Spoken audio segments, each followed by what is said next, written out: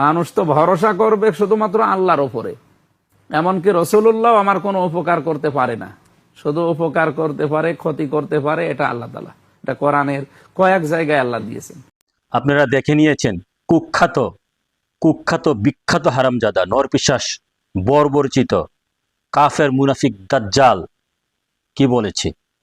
আল্লাহর দুস্থ হাবিব আকায়ে মাওলা তাজদারে মদিনা সাইয়েদনা মুহাম্মদ মুস্তাফা আহমদ মুজতবা নাকি তার উপকার করতে পারে না। নাউযুবিল্লাহি মিন যালিক, নাউযুবিল্লাহি ওয়া রাসূলি। সে তো তার উপকার কেমনে করবে? সে তো রাসূল পাকের উম্মত হতে পারে নাই, সে তো মানব জাতির কাতারে আসতে পারে নাই, সে তো নরপিশাচ নরপশু কাফের মুনাফিক দাজ্জাল।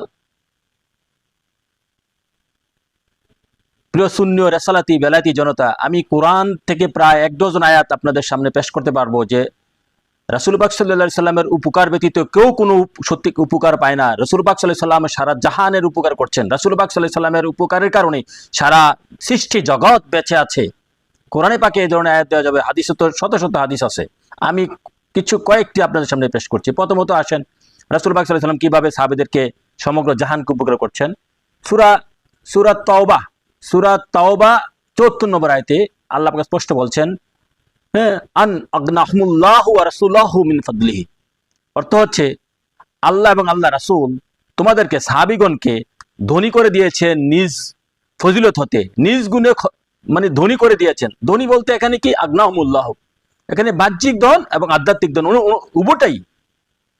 দুনিয়াবি ধন হতে পারে, আধ্যাত্মিক ধন উভয়টাই। যত প্রকারের ধন আছে, কল্যাণকর ধন আছে, সমস্ত প্রকারের ধন আল্লাহ যেমন সাহাবীদেরকে দিয়েছেন, এই উম্মতকে দিয়েছেন, এবং হুজুর পাক নবী নূরে খুদাও এই উম্মতকে ধন দান করে দিয়েছেন।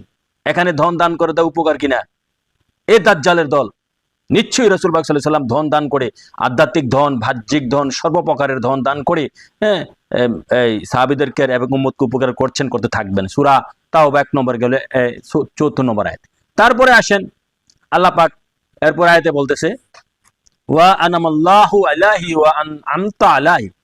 আল্লাহ বলতেছে, দোস্ত আমি যেমনি ভাবে তাদেরকে নিয়ামত দান করেছি, আপনিও তেমনি ভাবে তাদেরকে নিয়ামত দান করেছেন। সূরা আহজাব 37 নম্বর আয়াতে। আল্লাহু আকবার ইয়া রাসূলুল্লাহ। তারপরে সূরা ফাতা প্রথম আয়াতে আসছে 2 নম্বর আয়াতে, ইউতিম্মা নিমাতাহু আলাইকা।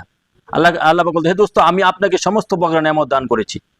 তাহলে নিয়ামত পাইতে হলে রাসূল পাক সাল্লাল্লাহু আলাইহি ওয়াসাল্লামের কাছ থেকে পাইতে হবে।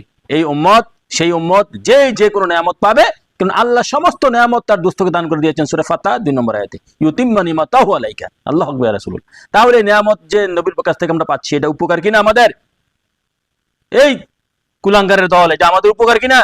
নিশ্চয়ই এটা শুধু উপকার নয়, মহা উপকার। রাসূল পাকের উপকার